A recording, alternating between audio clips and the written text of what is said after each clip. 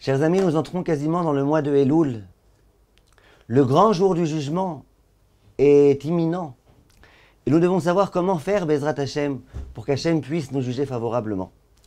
Et voilà qu'au début de la paracha de Shoftim, il est écrit la chose suivante. Shoftim veshotrim titen lecha bechol she'arecha. Vous placerez des juges et vous placerez des policiers dans tous les endroits où vous vous trouvez. Et après il est écrit Veshaftu et ha'am mishpat tzedek. Et ils jugeront de cette façon-là le peuple de façon juste. Vienne Chachamim, le Gdushat Levi, il dit la chose suivante.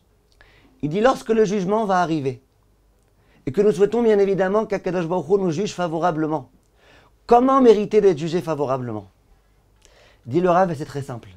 Si nous, on juge l'autre favorablement, avec un bon œil, et bien l'autre, à savoir Akadosh Baruch Hu, il nous jugera favorablement. Et il dit, c'est ce qui est écrit ici. Il est écrit, Shoftim veshotrim titen lecha. Comment tu fais, si tu veux toi-même décider qui va être le juge, ça veut dire si tu veux avoir des bons avocats en haut, comment tu peux te placer des bons avocats? Veshaftu et ha'am mishpat tzedek, en jugeant les autres favorablement les uns les autres. Et à ce sujet, il y a un point extrêmement intéressant. À propos de la mitzvah de juger l'autre favorablement, la doun lekav zechut, il est écrit dans la Torah les mots suivants, betzedek tishpot amitecha. Tu jugeras l'autre avec justice. Lorsqu'il est écrit tu jugeras l'autre avec justice, de là on déduit qu'il faut juger l'autre favorablement. Que s'il a fait un acte, tu ne sais pas très bien s'il est bien, pas bien, imagine-toi qu'il est bien. Essaye de réfléchir, de comprendre comment c'est possible qu'il soit pour le bien. Demande Chachamim, a priori c'est bizarre. Si ce qu'on voulait dire c'est juste favorablement, on aurait dû dire les kav zechut tishpot amitecha. Betzedek, ça veut dire avec justice. A priori, c'est pas justice. A priori, c'est faux de dire que c'est justice. Faut pas juger avec justice, faut juger l'autre favorablement. En d'autres termes, je vois quelqu'un prendre la voiture Shabbat. J'ai deux possibilités. Soit je me dis, comme visiblement c'est le cas, eh ben il est Mechalel Shabbat. Je l'ai jugé les kafrova, ce faisant.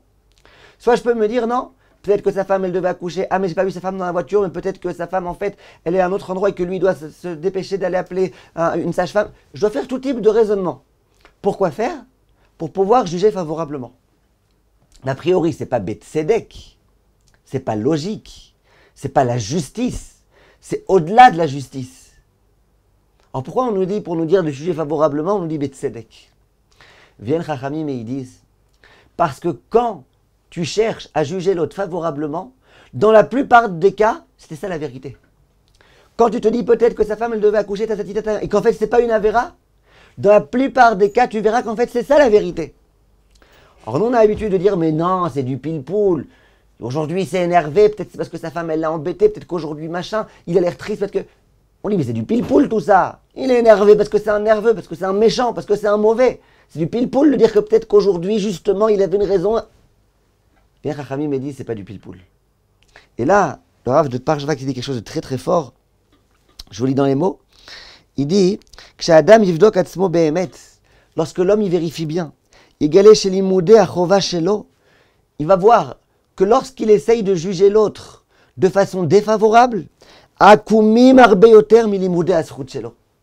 j'ai deux possibilités. Soit je juge favorablement, et je dis peut-être que sa femme, elle devait accoucher, c'est du pile-poule, c'est un raisonnement. Soit je dis c'est un Mechalel Shabbat. Et pourquoi comme ça? Il a essayé de prendre la voiture Shabbat. Dis le Rav, d'une façon générale, tu verras que les svarot que tu émets, que tu envisages pour dire qu'il a bien fait, elles sont beaucoup moins tordues que les svarot que tu utilises pour dire qu'il a mal fait. Et ça, il faut absolument qu'on se renforce, mes chers amis, dans ça. Tu as un chauffeur de taxi, il voyage, il y a le feu qui devient orange, il freine.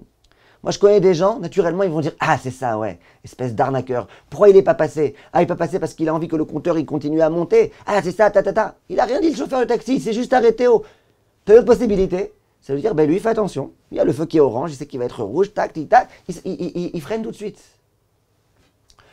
Quand tu te casses la tête à essayer de dire qu'il a voulu t'arnaquer, etc., ça c'est beaucoup plus tordu, c'est beaucoup moins vérité que la vérité que tu peux obtenir en imaginant qu'en fait il n'a pas fait exprès, que c'est parce qu'il est scrupuleux des lois du code de conduite, etc. On continue demain, Bezrat Hashem, avec une très très jolie histoire sur le Kav Zechut, sur la façon de juger les gens favorablement. Merci de votre attention.